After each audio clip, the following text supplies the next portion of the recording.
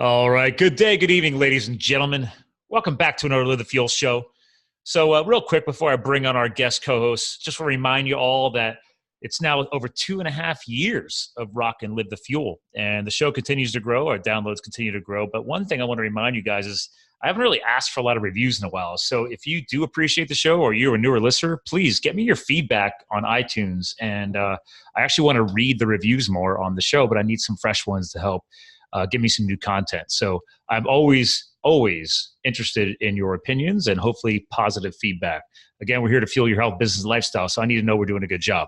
All right, that being said, let's dive in. That's right, we got another new guest co-host for you, and to help set the stage, this is going to be a more healthier lifestyle balance show, and we're going to be talking to a gentleman who's a chiropractor, functional medicine practitioner. And we're going to clarify that. I've done that on one or two other shows, but a lot of people have no idea how to differentiate a functional medicine practitioner.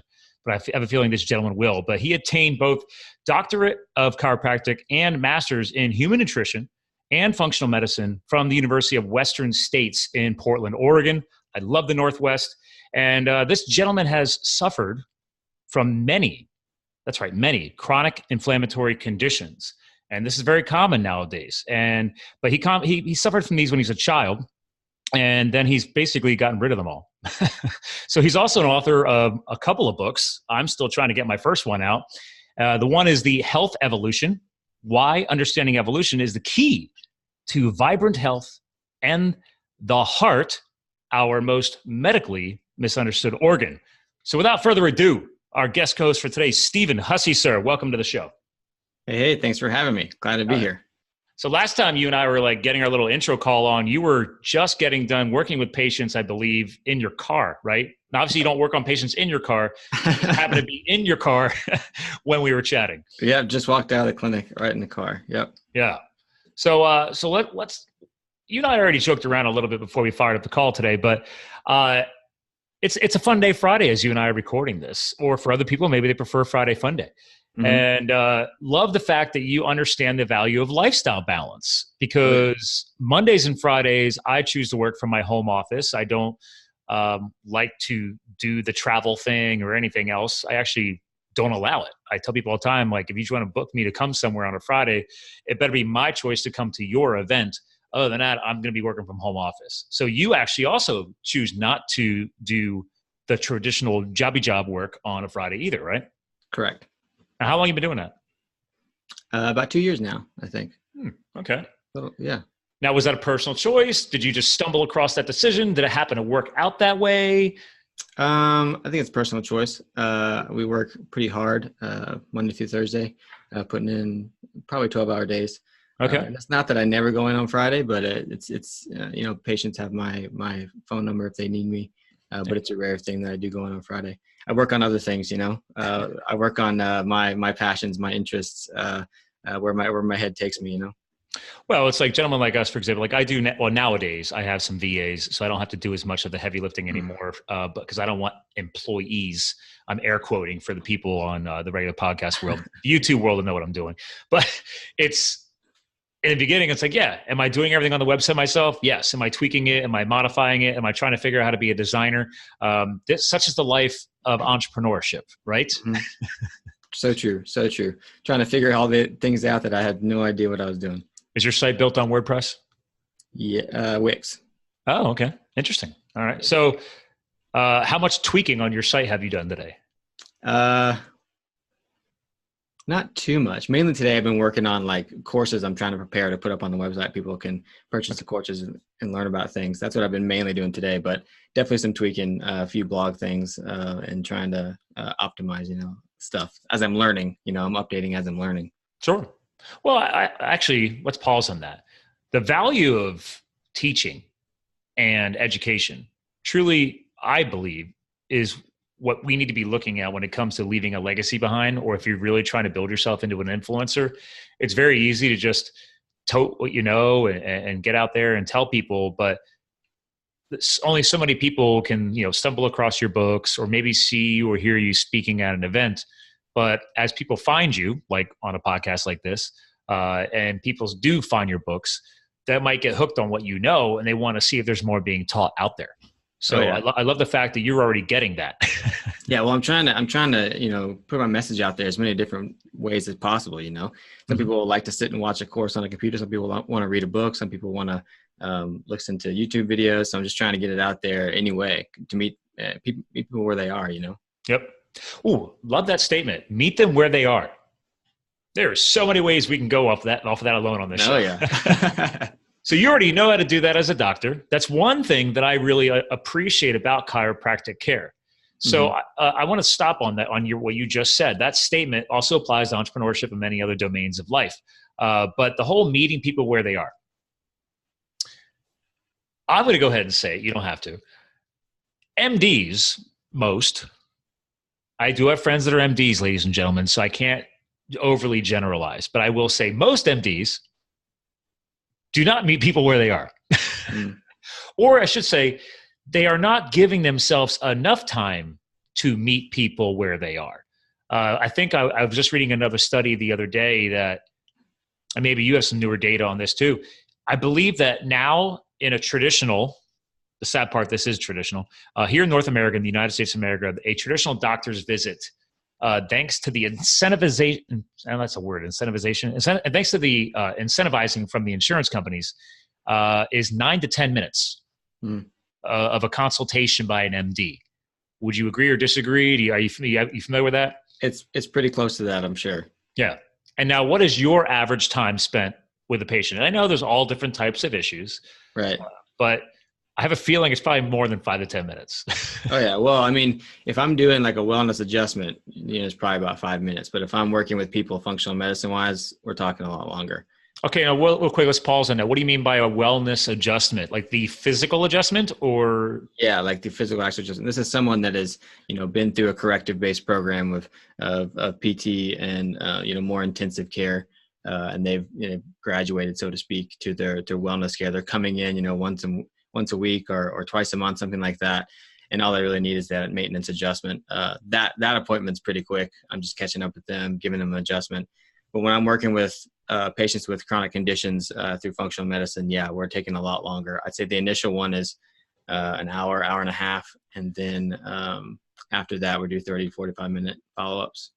Well, it's funny because my chiropractor, she's amazing. What do we average? It's hard to say. There's no way I'm getting out of there in under an hour, even though like that's my appointment. She's literally requested. I think she enjoys working on me because I'm challenging. Maybe that's how you guys think. I don't get it, but she's like, okay, we're going to put you, if you can, we always want you to come at 11:20. And I'm like, why? She's like, well, you're not going to get out of here until at least 12:30 if I'm working on you. And I'm like, okay.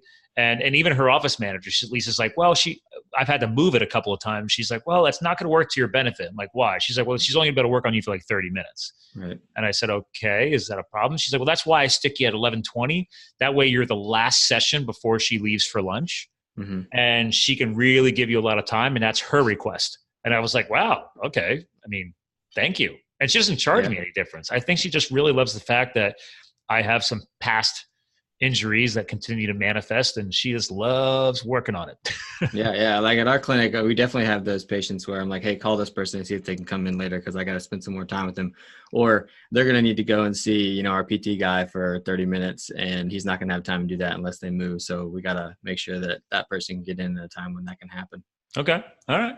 Yeah. So this is a common thing with you guys. This is like oh yeah. You get that what there's always a couple of patients where it's like, ooh, I actually like working on them. I'm going to give them a little bit more love because I almost feel like she's teaching herself new things or something while she's working on me. Oh yeah. I probably learned more from the patients than I did in school. Just because the different things they come in with, and you gotta learn new things because those are not the things you learned how to deal with in school. So have you ever worked on somebody where, and I'm going to go visual for the YouTube watchers. If I'm laying down and the scapular region, right? I've had my right shoulder operated on twice, once in 99 and again in 07. I had an open bank heart reconstruction, it's called, with some orthoscopic. So there's like rotator cuff, and then there's what I did. Yeah. Like I did 9 to 10 dislocations in the first year before I finally agreed to get my first surgery. Because the doctor's like, listen, I know you don't like doctors and you don't like medicine, but he's like, unless you really enjoy dislocating your shoulder all the time and then half the time having to go back to a hospital to get it put back in, he's like, you might want to let me operate. Yeah, right. Yeah, sometimes there's a need for it. Sometimes you got to do it, Yeah. Well, and the issue was, I mean, you understand the body. So obviously every time you dislocate, I've just destroyed the front capsule. Oh yeah. There's no tissue holding it in. And then every time it would just get further and further away, like down onto the front pec. So like the labrum was torn, tendons and ligaments were torn. I mean, they ended up having to install surgical anchors just to reattach things to try and close the capsule back up and hold the shoulder back into place. It was awesome. Sounds awesome. But now that's what, 99 and then 07. And then years of mountain bike racing and firefighting and all that other stuff. I would have a masseuse, sorry, that's actually an appropriate term nowadays. I learned, sorry, massage therapist. Really, masseuse is the bad side of that. I actually had a massage therapist get upset when I called her that by accident. And I'm like, I'm sorry, what did I do? And she's like, a masseuse is the happy ending person. I'm a licensed professional. And I said, okay, I'm sorry. I didn't know there's a difference. Did you know there's a difference? And most people wouldn't, No. Anyway, to close that idea, because I want to hear your feedback. When they would work on me, they're like, wow, your left side is so much more pliable than your right. And then when I met this chiropractor, she's like, and I told her this, she's like, okay, flip over. I want to see what they're talking about. And she's like, oh yeah. So this is what she's been working on for about a year and a half now, is like my right, from probably me playing the protected wing all these years of always kind of favoring and protecting that shoulder. The scapula, it was like hitting a rock. It was just, there was no play. There was no pliability. I mean, and now, a year and a half later, she gets all up in that. She's driving her elbow deep into the tissue. She spends more time actually doing tissue work and kind of like massage therapy work. And she's like digging up into the armpit. Dude, that's awful, by the way. I'm sure you probably do that too. I'm not a sensitive area. Yeah. And she's like clamping down now. Cause I told her I have a high pain threshold. Yeah. Well, like when we have an injury, your body learns a new way of functioning to protect or get around that injury. There you go. When the injury heals, or say you had the surgery and things get a little bit more back to normal function, the body doesn't necessarily unlearn that way of functioning. Yeah. It's kind of wired that way because it's been that way for that long. And so that's, a lot of what, I think chiropractic is we're retraining the body from old injuries or from injuries that we don't think of like an injury, like being seated forever. And just getting lack of joint motion in our upper spine and our necks are curved the wrong way, all that kind of stuff. Your body learns that as normal.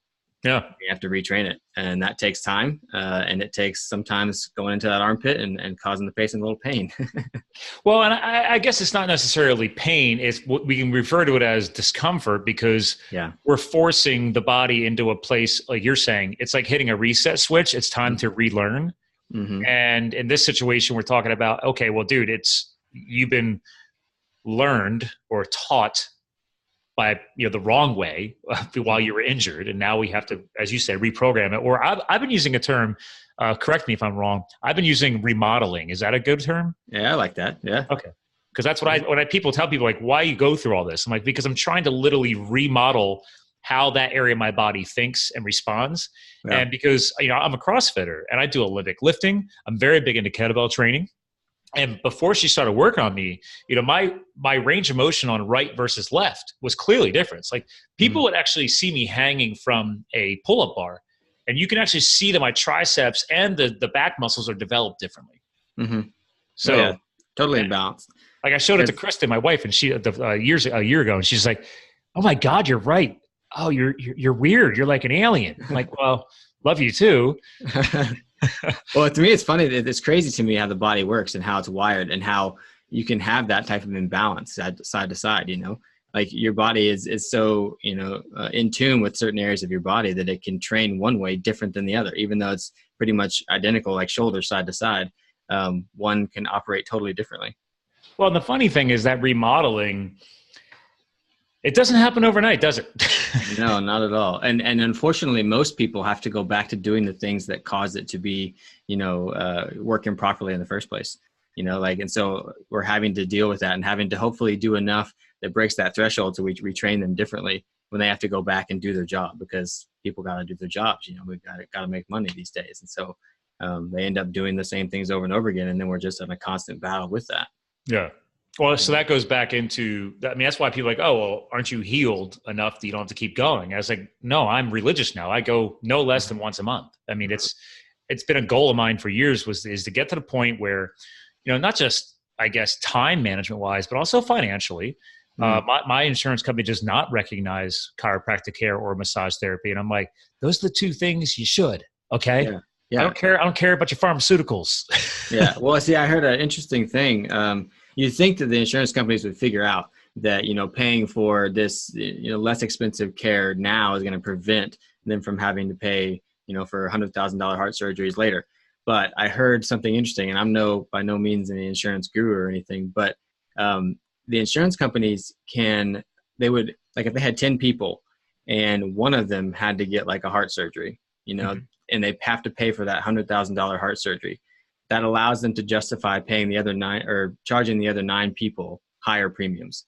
Yes. They would almost rather pay for those expensive things every now and then so they can keep charging everybody else more money. There is actually I guess you want to call it a mathematical equation that these companies, I mean, you're dealing at the billion-dollar level of money management here when it comes to insurance. And what people don't realize, like, listen, it's like when you go to a not-for-profit hospital, like we have 2 huge hospital networks here in my area, and they basically compete against each other. One is the St. Luke's University, network, and the other is the Lehigh Valley Health Network. And just like everywhere else in the country, over the past 5-10 years, they've been snatching up small practices because it's been harder and harder for privatized doctors to afford their insurance. So people sell and become part of the network, right? Yeah. But the equation I heard was not just on care, as you referred to, but it's also coming down to premium. They basically say, well, we know that even though we're a not-for-profit, this is a little hack in life. I heard about this. If you're a not-for-profit or institution, a hospital, they technically can't send you to collections for your bill. I heard this years ago from a nurse. I was like, what do you mean? She's like, well, 2 towns over, there's another hospital there called Easton Hospital. That's a private hospital. They're not, 501c3, not-for-profit, whatever. Right. So you don't pay them, they're going to chase you to the end of time to get that bill paid for. But back to this averages, they expect it. They expect that there's going to be a percentage of the consumer base that can't pay their bills or may never pay the bills. Right. But they know that that's fine because they know that other law-abiding people like me are just going to pay my bills. Right. They know that, and that's why, again, to your point, my premiums go up and I never use my insurance. Like, I literally, until the collapsed lung in January, I haven't used my insurance in years. Yeah. I just pay it every month. Yeah. And it's insane that we're paying for this thing that we never even use. Yeah. I mean, it's great if we get injured, but it seems like there should be some type of plan that for those people that don't use it that often. I've been preaching this forever because I'm like, guys, like, I need somebody, please create, here's your words, a functional medicine like health plan. I'm like, oh my God, if that happens in my life, I will be so happy because I don't want I don't need a pharmacy plan. Like, it's funny because when I went to the hospital for the surgery, they're like, oh, well, so who's your family doctor? And I had to think about it because, I mean, I don't have a family, 1, and 2, like, I don't go to a doctor. So, I mean, an MD anyway. And I'm like, oh, that's right. When I moved back from firefighting years ago, I went to my friend's husband who had his own practice and I had him establish my records there because I'm like, well, I should probably have blood work on file somewhere. Right. Yeah. Right. And I forgot. I had to look him up on my phone and figure out remember what his name was. So there's that. And then there's the component of, I'm like, well, okay, so I don't need pharma. I don't need my family doctor. And then they're like, oh, and who's your pharmacy of choice? I'm like, I don't use drugs. So I don't go to a pharmacy. I'm like, okay, well, then we'll just give you an open script and you can take it wherever you want. I'm like, great. That's wonderful. Yeah. It's so funny. I mean, it's just this system that's totally driven on profit, And I think that I don't know if this is true or not, but I would guess that the reason that we have like mandatory healthcare now or health insurance now is because consumers were changing the system. Consumers were not getting health insurance because it was too expensive or they weren't using it. That's me. And so, that was throwing a wrench into the whole system, this whole for-profit system that goes between practitioners, insurance companies, pharmaceutical companies. And so they did this thing to protect the whole system, which was make everybody have to get mandatory health insurance. Well, when I was firefighting in 2010 and 11 out west with the federal government, as a hotshot, like basically we were guaranteed 100% care if we were injured on a fire. Mm-hmm. But back then that law hadn't come into place. So I didn't have health insurance. Yeah. People thought I was weird. Like, what if you get injured? I'm like, I'm covered. Like, I mean, the only way I'm going to get injured is on a fire. They're like, well, what if you get injured on your day off? I'm like, okay, I'll run the gamut. Yeah. Whatever, dude. Like, I mean, I'll pay out of pocket. People are afraid to pay out of pocket. That's something else I learned is that there's two different rates on a procedure. Yeah. There's the insurance company rate. Mm-hmm. And then there's the cash rate. And people don't know to ask for this. If you're paying cash private, they'll give you a lower cost on that procedure or that appointment or whatever happened that day. I had no idea. Yeah. And like when we jacked up the insurance, we give bookkeeping discount, for if someone pays in full, that obviously decreases the amount of work that we have to do at the front desk. So we can give a bookkeeping discount, but we can't do it so much that it would compete with, say, the insurance prices. We can't, because then they'd come after us because we're in network with them. It's crazy. Well, it's like, so Kristen, my now wife, like she wants us to get combined insurance now. And I'm like, crap. Like I found the cheapest darn policy I could find years ago. And she doesn't understand how it's still around. Like back when they launched that, I went on to esurance.com. Uh-huh. And I went around and I found one at the time. It was $100 a month. That's awesome. She's just like, what are your deductibles? I'm like, I don't know. And I don't care because I don't use it. Yeah. So I bought it. And now a few years later, it's now up to, I now pay $220 a month. Same thing. I haven't changed anything. It's just been sitting on autopilot. And she's just like, I don't understand how you have this. And I said, I wonder if you're like just grandfathered into some old plan. I'm literally just waiting for the day that when they're going to say we're going to finally close this policy down. I just think they're so darn busy.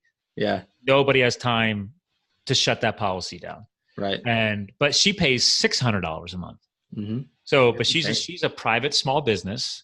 There's 4 women in their practice. Mm-hmm. So and they're all ladies. So you got like the whole, I don't know, whatever. I truly feel that ladies pay more for insurance because of the motherhood thing and life and your breast cancer risks and all this stuff. So that's why I'm like, I don't want to merge insurance because you're going to cost me more money. Yeah, probably will. But the whole point, anyway, so she was like, well, I get chiropractic care. I'm like, yeah, but you're paying $600 a month for that. Yeah. I walk in, I pay $50 cash. So I was like, so if I go once a month, I'm currently paying $220 for medical insurance that I don't use. I did obviously finally need it for the collapsed lung injury. But other than that, I had it there for the worst case scenario. So technically I'm paying $270 a month for a once a month chiro. Even if I added a second chiro in, now I'm up to $320, still cheaper than her insurance. So it's like, why? I was like, do you go more than twice a month for chiro? She's like, no, I'm lucky if I remember to go once. I was like, but you're bragging that you get free chiro. Yeah. So I was like, and you're paying, and there's still deductible. So it's like this racket. If you have to literally read through these details. Oh yeah, and the frustrating thing for me is that most of the time their insurance will cover so many visits of chiro, and they're like, oh, I only want to use that though. And I'm like, well, I'm telling you that based on your case, you need more. Right.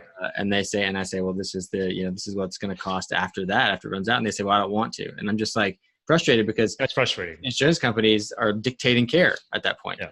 Well, and admittedly, when I had my policy, they read it wrong and they corrected me and they actually thought that I did have it. Mm-hmm. So they just started submitting my stuff and I wasn't paying. And then after like 2 months, this is back when she really started digging into me. Like I was going every week for like 2-3 months. And then all of a sudden like, hey, we messed up. So now you owe us like, all this money. Mm-hmm. It was probably close to $1,000. Yeah. They're like, surprise. I was like, no, that is your fault. I told you when I walked in that I didn't have chiro. You told me you said I did, and I said I didn't. And then I was supposed to trust you that you were going to get it approved. So they ended up working with me. That's why I'm still going there. And they gave me a huge discount. And, Gave you some customer service. That's good. Yeah, that's it. And that's, again, if you try to do that in an MD office, Oh yeah, good luck. no way. Yeah. So let's dig deeper into the functional medicine piece here, because Cool.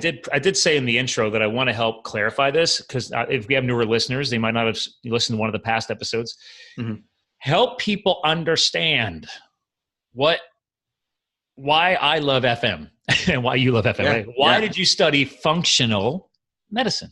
Well, I'll take it all the way back then to like, my personal experience. So like, as you mentioned in my intro, I suffered with a lot of chronic inflammatory conditions when I was younger, starting, at age 2, all the way up into, 16, 18, when I really started to actually start to heal myself.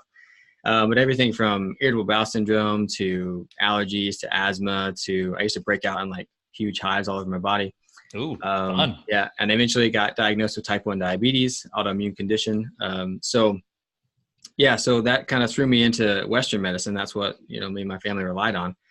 And, eventually I got to the point where I realized that it wasn't working. They were helping me manage all these things, but they weren't telling me why I had them. And they weren't telling me how to potentially make them better or get rid of them because they thought that was impossible. And so when I really got into health in college, I decided to go get some kind of medical professional degree. And so I decided on chiropractic because my parents had taken me to chiropractors since I was a kid. But kudos to your parents. So yeah, my parents actually taught me about chiropractic. So yeah, my dad actually, I believe on his street, there was a chiropractor when he was growing up, and all his, 7 brothers and sisters went to him. So he took his kids to chiropractors too. But I would say that even in chiropractic school, or even looking at how medicine is taught, it didn't give me the answers I was looking for. I was in there learning about how to identify symptoms or markers on blood work or orthopedic test or whatever like that, and diagnose somebody with something. And which is just like traditional MD medicine. Exactly. Yeah. And they're great at identifying a problem, but they don't find the root cause. Yeah. They don't find the root cause, and they don't necessarily have effective ways of getting rid of that root cause. They just kind of treat the symptoms. And so I would argue that chiropractic can kind of be the same way. We can look at someone and say, oh, you have back pain, and find all these positive findings and, inflammatory markers and things like that. And say, that's, this is why you have pain, but no one's asking, how that pain developed, why it's there, what's going on. And so, that's why I went to go get my functional medicine master's right after chiropractic school. And I like functional medicine because I think that it's definitely looking for the why. It's looking for why someone may have an imbalance in their body. But it's also more effective at getting to the root cause of that and really creating balance where that imbalance was.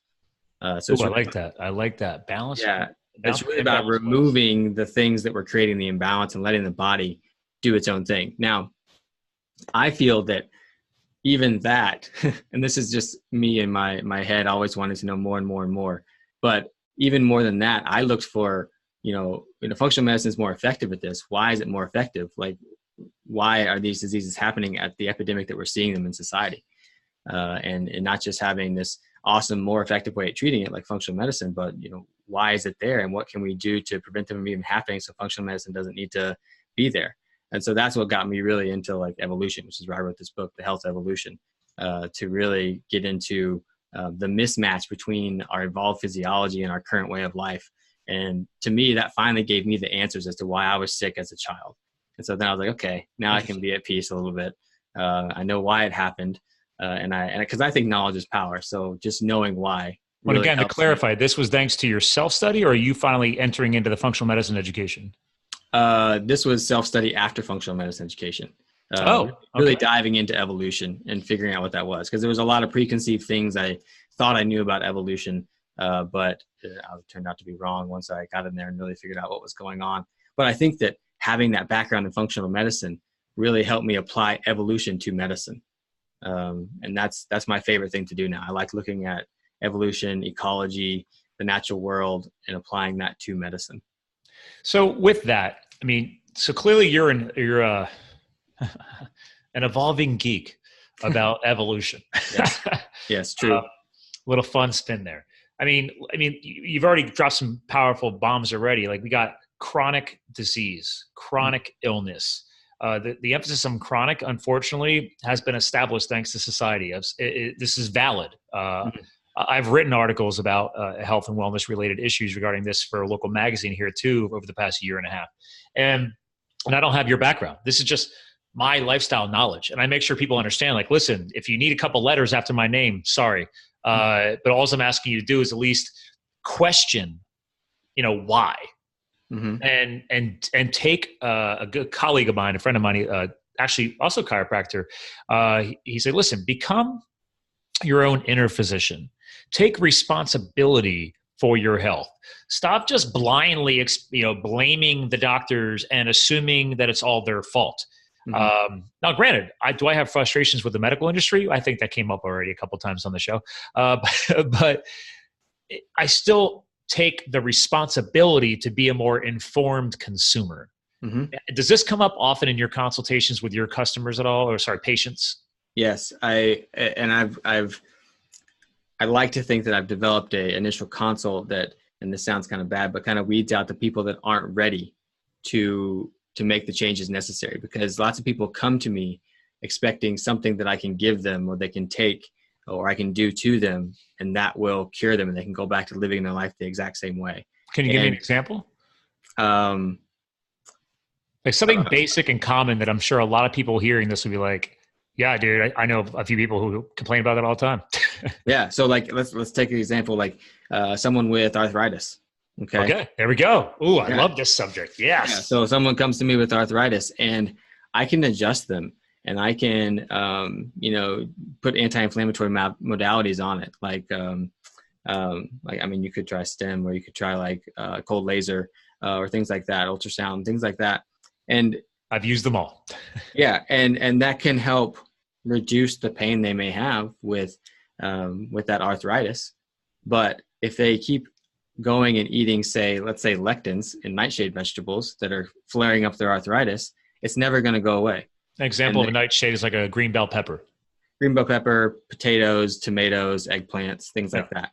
Very associated in research with arthritis. And so that could be the thing that's triggering it, or it could be grains, it could be sugar. I'm going to go ahead and tell you right now, a good strong percentage of that is grains. Oh yeah. Yeah. And grains are more inflammatory than nightshades. Yeah. And so people, and I mean, I guess it's, you could look at it as good business. These people keep coming back to me for this relief, but I'm not really helping that person. Right. I'm not, and eventually it's going to get to the point where they're not going to be able to function in their life, or they're not going to be able to do something they want to do because of this pain. And so I really try and push for that lifestyle change, knowing that I have to meet people where they are, because we brought that up already. And I think that it's really important. And I learned this really early on when I was still in school, and I saw my first few patients, and I saw people come in and I wanted to help them, lose weight or decrease pain or just get healthier in general. And some people didn't want to. And I kept pushing, and I just kept ramming it down their throats. And I realized that in my head, I thought they had a problem. Yeah. But really I had the problem with them and their health. And it only became their problem when they decided to do something about it. I love the point you're making right now, because I can relate. I don't call myself a health coach, but I know a hell of a lot more than probably most doctors who have worked on me when it comes to nutrition, because I'm such a geek about it, because I've been doing this for years. But I don't sell it as that on my website and stuff like that. But I have people who work with me, and I love helping them. But I'll tell you, one of the biggest negatives of that process or opportunity to improve is what you just shared with us, is that we can't help everybody. Back to your point, you've figured out now, I need to have some type of evaluation process to see where they're at on their timeline. Their eyes, their ears might not be open to this yet. So why should you as a professional take their money, one, but then I think for you, it sounds like the more frustration is waste your time. Time is so much more valuable than money. Well, that's what I could be spending with someone who does want to change, and I could be telling them what to do and they'll actually do it. I can actually be helping someone, and that person that's not going to right now, that's fine. Maybe one day they'll be ready and they'll come back. They'll know where to go. Well, it's like the guy or the person you mentioned where they weren't going to go beyond what the health insurance company gave them. Yeah. So I was that guy. Like when they thought I was covered, like we figured out how many appointments I had. I'm like, okay, so what can I do to get me through to the end of the year? Because back then I didn't know. I wasn't willing to start paying for extra. Well, that, obviously that's just changed once I figured out that I don't have it in my insurance. But the point was like, I was also that way. Mm-hmm. I didn't want to pay more for what I don't need. Yeah. Then I realized, wait a minute. No, I was like, my goal was to make this a part of a proactive maintenance in my lifestyle. Mm-hmm. And that's what we're talking about here today too, is part of this functional medicine, part of the value of chiropractic, part of massage therapy and all these elements is that this is meant to be proactive, not reactive. You're supposed to be a health participant, not a patient. Ooh, I like that too. Health participant. I just keep writing this stuff down on my dry erase board. So how long ago did you realize that you can't help everybody and you started working on that evaluation process?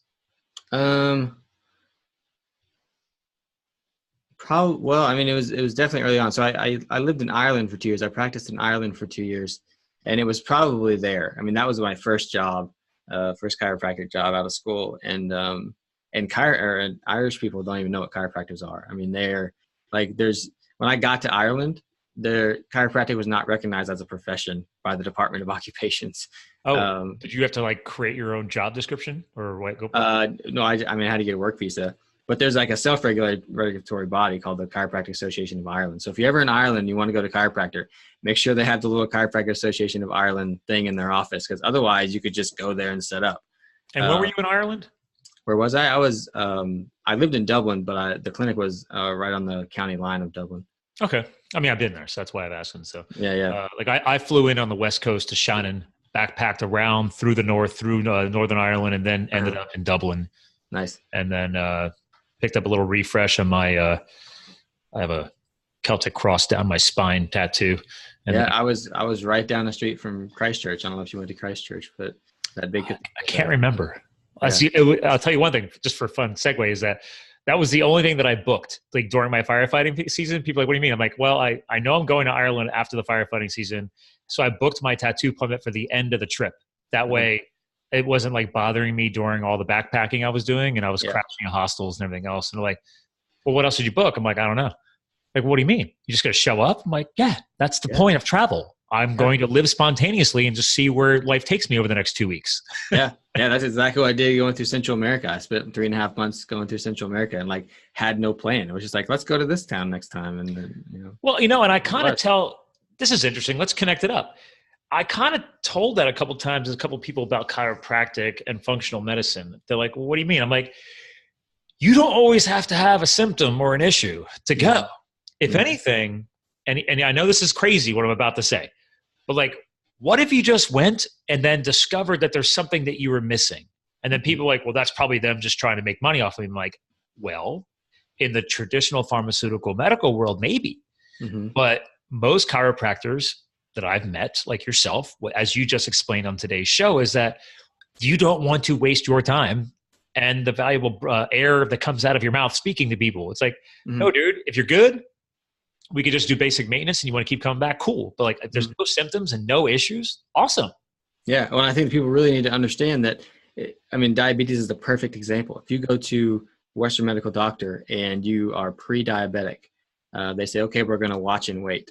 And wait for what? Like, this person is on the road to diabetes. Like, let's prevent it now. But the way the system works is that doctor can treat it, but if they can't diagnose you with an ICD-10 approved diagnosis code, they're not going to get paid. Right. And so they're not going to treat you. Nope. They're not going to do you a service. And they don't know what you know to at least pass on. Like, okay, well, consider these lifestyle shifts and improvements, right? They may not even know them. They just don't know. They'll tell you to go, which is the worst website ever, but they'll tell you to go to the National Diabetes, whatever the thing is. And that site's completely, I'm not even gonna get into it because my dad became type 2 diabetic about 10 years. Yeah. And I told people like, well, so he wasn't born with that. I'm like, no, he was not type 1, which is more common with the born title.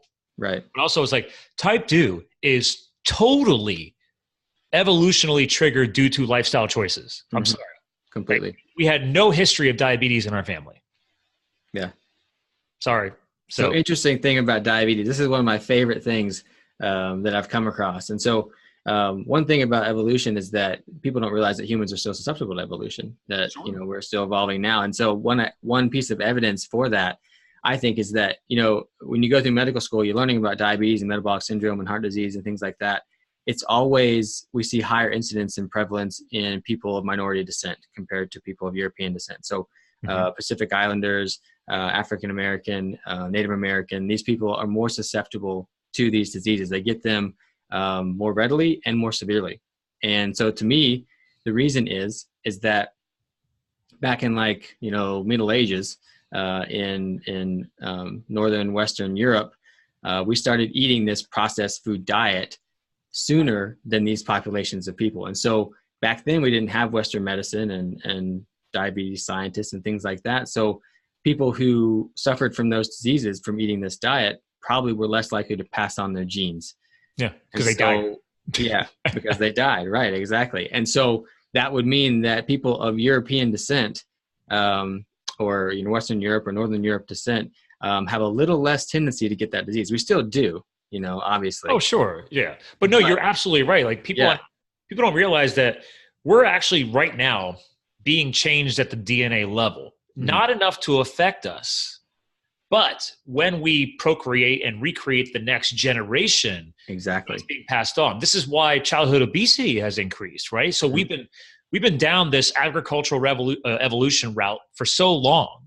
And now after a couple of generations of passing on the bad stuff through we're seeing even more increased risks and chances of childhood obesity. Kids are literally already being born obese. Exactly. And so, like, every time, so like you spoke about, like, us individually, like, let's say I'm really good at withstanding toxic overload. My genes are just good for that, let's say. It still could be causing damage at the cellular level. And so when I procreate and pass on those damaged genes, so to speak, my offspring may not be the best or may not be as good at handling those toxins as I am. Right. So if that happens generation after generation, next thing you know, you've got this person completely intolerant to this huge amount of toxins we're exposed to in today's world. And that's just kind of how it happens. It's very slow, but it happens. Yeah. I mean, it's like, thanks to, I did a 23andMe analysis on the health data, but, and then I had Dr. Anthony J. He's a geneticist. He's been on the show a couple of times. I had him then do I forget what episode number it was, but go back and just search for Anthony J., ladies and gentlemen, on livethefield.com. Great episode. We did a Facebook Live, but he's like, oh, just get me the raw data. Cause he's a geneticist. He's like, I don't want 23andMe's analysis. Right. Yeah. Like, that's surface level BS.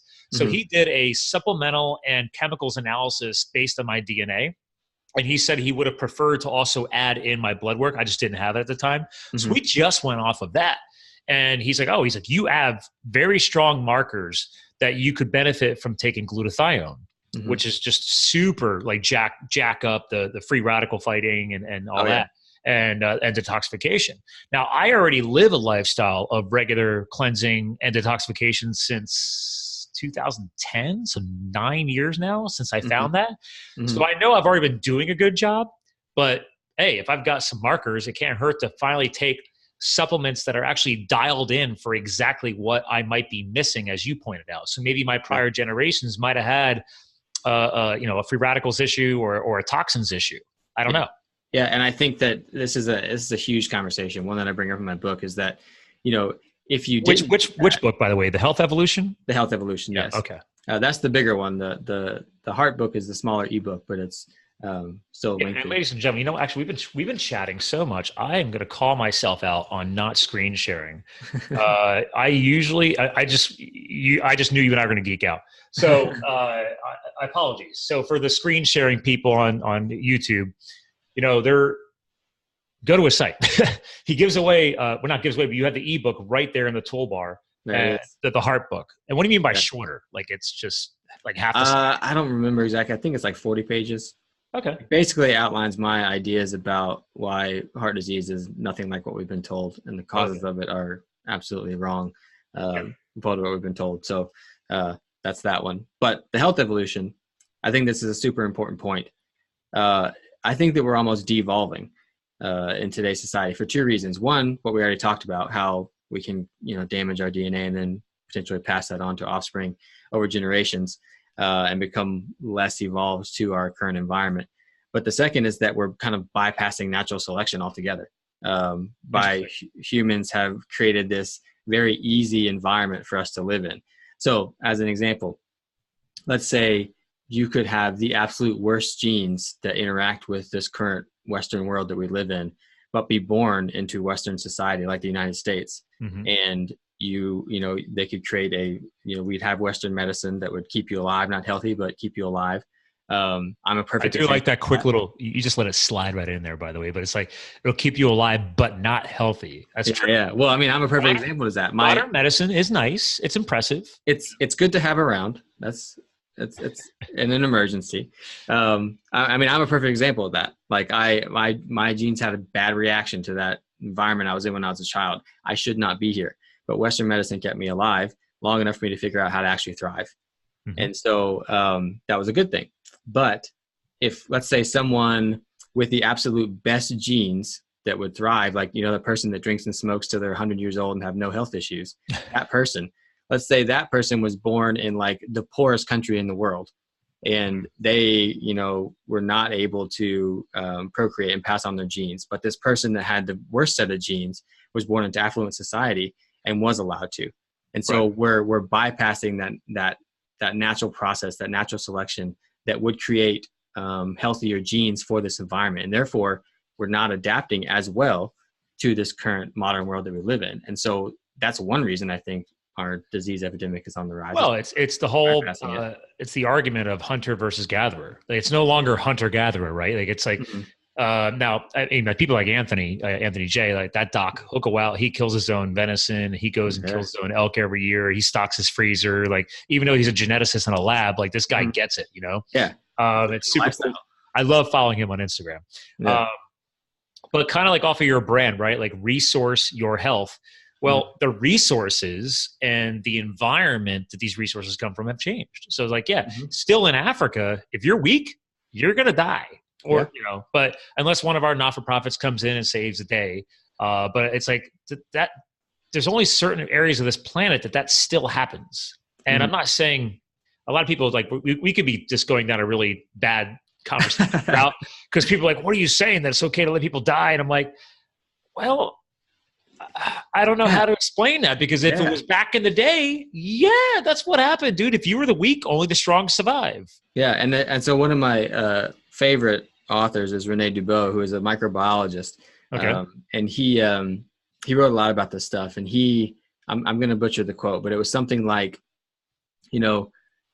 our modern way of life has proven very successful at like keeping people alive, or keeping people, increasing the population. But it has done nothing to tell us or to help us get around the problems that have been created by keeping this many people alive. True. And I'm not going to pretend like I have an answer to this problem, because I don't. So my suggestion to people is create the healthiest you can create, so that we're passing on the best genes that we can. I think that's right. Yeah, for mankind, so that we can, hopefully people are functioning at a more optimal level. We can come together and solve these problems rather than just arguing and not getting anywhere. But also because keep going. Also because you're going to just create healthier generations down the line, more able to resist the inevitable changes that are going to happen. I mean, I tell people all the time, it's like, it is quite impressive what we've accomplished. Science is amazing. And yes, people are living longer than they used to, but also people are dying faster and from different things than we used to. So there is a balance. Struggling with their life for longer during That's the other thing. Yeah. It's like, okay, great. We can, thanks to modern medicine, and if you're willing to pay the premiums, we're going to limp you along the rest of your life. But because you're not taking accountability for your health, and you're not going to do some self-learning and try and dig in and try and understand why all this is happening, you're literally going to limp along throughout the rest of your life. Exactly. All kinds of drugs and medicines and never knowing why. Yeah. Yeah. And I think that it's totally possible for people to age really, really healthy. But I also understand that as far as evolution was concerned, it was really only concerned with, you passing on your genes to the next generation. After you were done doing that, I don't know that evolution was too concerned about what happened to that person, because the next generation was going on. But I think all that means is that I think that explains why, as we age, our physiology breaks down or is more likely to. Mm-hmm. Doesn't mean that we can't age well, especially in the easy environment that humans have created for themselves. But I think it helps explain why as we age, we start to see breakdowns, because evolution is concerned with what happened with us after we procreated. This is also why it just reinforces why I do a lot of crazy crap that I do. Like, Exactly. it's like, this is why I do the occasional Spartan race, or this is why I'm a CrossFitter. This is why I took a risk, left the corporate world years ago and became a firefighter, because I wanted to keep putting myself in uncomfortable situations to stimulate my brain and my body to improve itself. It's like right now I'm started training for my first ever 100-mile mountain bike race. Like I've done the longest ones I've done a 65 when I lived in Colorado, but thanks to the lung collapse in January, I saw that as a temporary piece of weakness. So I was like, oh, it's time to level everything back up again. I gotta challenge myself. So I went and found 101 miles called the Wilderness 101. It's been going on for 19 years in Central PA. So I'm going to go do that endurance race. That'll be my first ultra marathon distance on a mountain bike. I don't know what I'm going to get myself into, but it's like, hey, game on, man. Like it's probably going to hurt. Well, it's challenging yourself. It's helping you reach that next level, even if you don't get there. You know, you tried and you're still challenging. You're pushing your body. So yeah, but this is also why I live the health nut lifestyle. Like we keep researching, we keep studying. I listen to podcasts, I listen to audiobooks. I bring on amazing influencers like you that are also as much of a geek, if not more, about this stuff. Like I love the fact that you are so dialed into the evolution component, because I never really had anybody on. We've a little bit of evolution here and there, but you could tell, man, like this is your jam. Well, it's what gave me the answers for my personal life. So I really dove in, and now since I have this background in it, I learn new information in the context of that.